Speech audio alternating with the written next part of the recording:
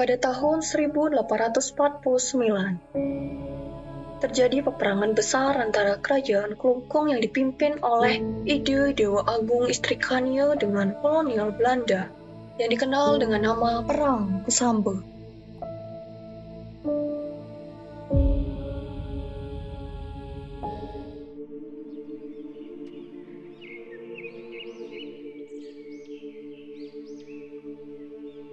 Ide Dewa Agung Istrikania lahir di Puri Karangasem dengan nama kelahirannya Ide Dewa Agung Istri Mutar.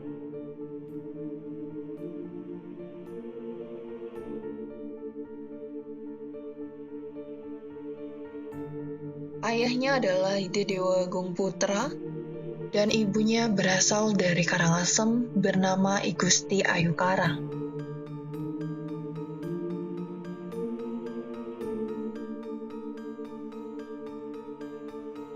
Ide Dewa Agung Istrikania memiliki saudara laki-laki dari istri Wesya ayahnya, yang bernama Cokorde Kentut Rai.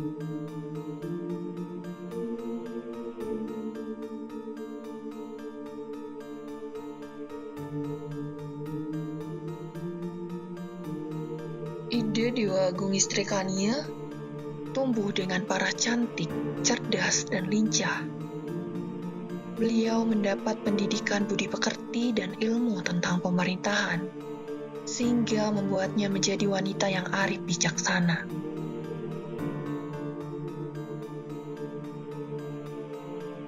Beliau juga menguasai ilmu keprajuritan. Bukan sebagai ahli memainkan senjata, namun segala teori perang telah dikuasai.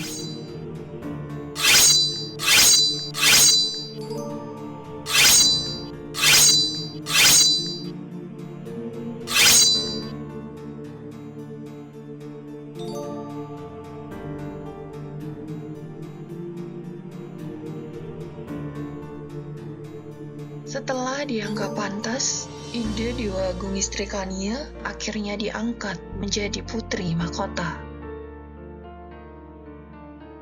Dalam menjalankan pemerintahan, Raja menunjuk putrinya, Ide Dewa Agung Istrikania, menangani pemerintahan di Keraton Semarapura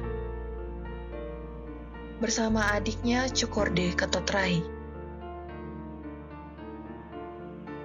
Sedangkan Ide Dewa Agung Putra hanya aktif menangani masalah-masalah pemerintahan untuk wilayah Kusambe.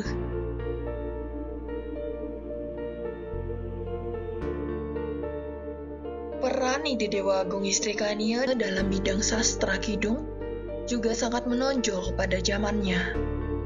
Dari karya-karya tulis yang berbentuk kidung seperti Padem Warak dan Pralambang Baso Watekan, Ide Dewa Agung Istrikania memiliki profil sebagai wanita Rakawi atau wanita pengarang.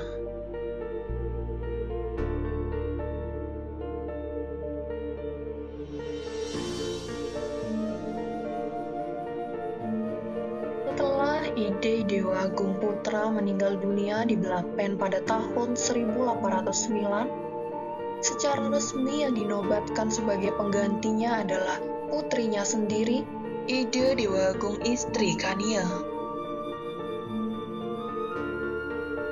Ide Dewa Agung Istrikania dalam pemerintahannya menentang segala bentuk intervensi Belanda ke Bali. Salam Dewa Agung, saya datang membawa pesan. Cukup. Katakan pada tuanmu, Klungkung tidak menerima negosiasi apapun. Oleh birokrat kolonial Belanda, Ide Dewa Agung Istrikania dilukiskan sebagai seorang wanita yang berjiwa lelaki dengan watak keras kepala dan berhati baja, sehingga beliau dijuluki sebagai seorang wanita besi. Suatu ketika di tahun 1847, dua buah kapal JP King milik Belanda dirampas oleh rakyat Persinggahan karena hukum tangan karang yang berlaku di Bali pada saat itu. Hei, bukankah itu kapal asing? Ya, mereka telah melanggar hukum karam. Tidak bisa dibiarkan. Akibat perampasan itu, Belanda mengirim utusan untuk menyatakan protes dan minta ganti rugi. Apa maksud kedatangan Anda? Saya ingin bertemu di Wagung. Namun, ide Dewa Agung menolak untuk melayani utusan tersebut. Permusuhan terbuka semakin jelas nampak pada tahun 1848. Saat Perang Jagaraga terjadi, Dewa Agung Klungkung mengirimkan laskar yang melibatkan laskar dari kerajaan Gianyar, Mui, dan Karangasem. Ikutsertaan Klungkung dalam perang ini diketahui oleh Belanda.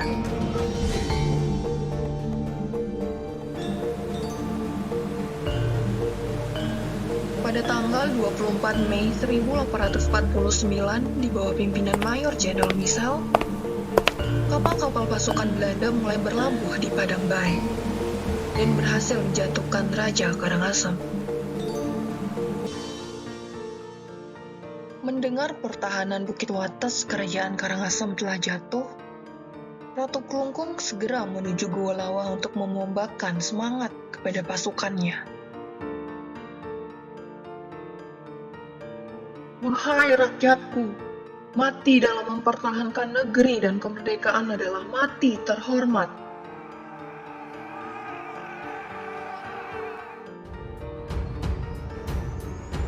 Pukul 8 pagi, akhirnya pasukan Belanda tiba di Gua Lawa dengan jarak 300 meter dari pusat pertahanan Klungkung.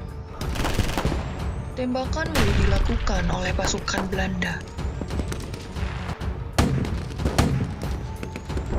Keris, pedang, dan tombak pasukan Klungkung tidak dapat difungsikan. Akhirnya Gua Lawa dikuasai oleh Belanda, dan pasukan Klungkung yang masih bertahan mundur ke Kusambe. Serangan dilanjutkan ke Kusambe.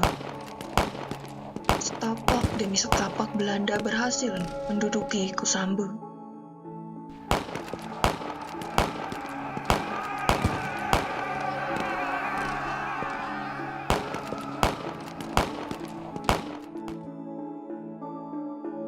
Jarum jam sudah menunjukkan pukul 3 sore. Akhirnya pasukan Belanda memutuskan untuk beristirahat dan membuat perkemahan di Puri Kusambe. Benteng Gua Lawa dan Kusambe telah jatuh ke tangan Belanda. Tengah malam tanggal 24 Mei 1849, dilakukan perundingan antara Ide Dewa Agung Istri Kania bersama Dewa Agung Ketetagung dan Ana Agung Badi Sangging di Puri Semarajaya. Kita serang balik mereka malam ini juga. Itu tidak mungkin, Ibunda Ratu. Bahaya untuk pasukan kita. Kita hanya akan menyelundupkan beberapa puluh prajurit untuk membunuh sebanyak mungkin pasukan Belanda. Kalau demikian, sekarang hamba akan memimpin pasukan mata-mata ke sana. Baiklah, saya akan menyusul dengan pasukan siap mati. Dini hari pukul 3, pasukan Klungkung telah sampai di barat Puri dan mulai menyerang perkemahan. Mayor Jenderal Michel yang berdiri di depan Puri tidak bisa membedakan pasukannya sendiri karena gelap gulita. Peluru cahaya ditembakkan ke atas. Seketika perkemahan menjadi terang dan posisi Mayor Jenderal Michel nampak jelas. Pasukan Klungkung menembakkan pusaka Kislise Narataka ke arah Mayor Jenderal Michel dan mengenai paha kanannya hingga hancur. Mayor Jenderal Michel pada akhirnya tidak dapat tertolong. Gugurnya Mayor Jenderal Michel dalam perang ini membawa kemenangan moral bagi kerajaan Klungkung. Seorang perwira militer Belanda yang berhasil memadamkan 2 perang besar yakni Perang Jawa yang dipimpin oleh Pangeran Diponegoro serta Perang Padri yang digagas Tuanku Iman Bonjol di Minangkabau, tak disangka gugur dalam Perang Sambu.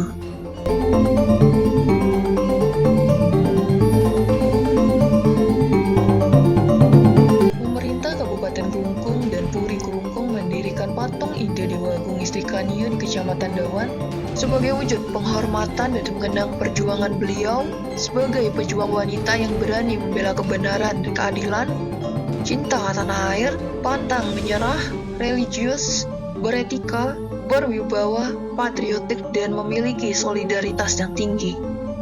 Nilai-nilai yang ditinggalkan sangat bermakna bagi generasi sekarang, generasi yang ditinggalkan, dan generasi penerus sebagai aktor dalam memperjuangkan bangsa untuk mengisi kemerdekaan Republik Indonesia.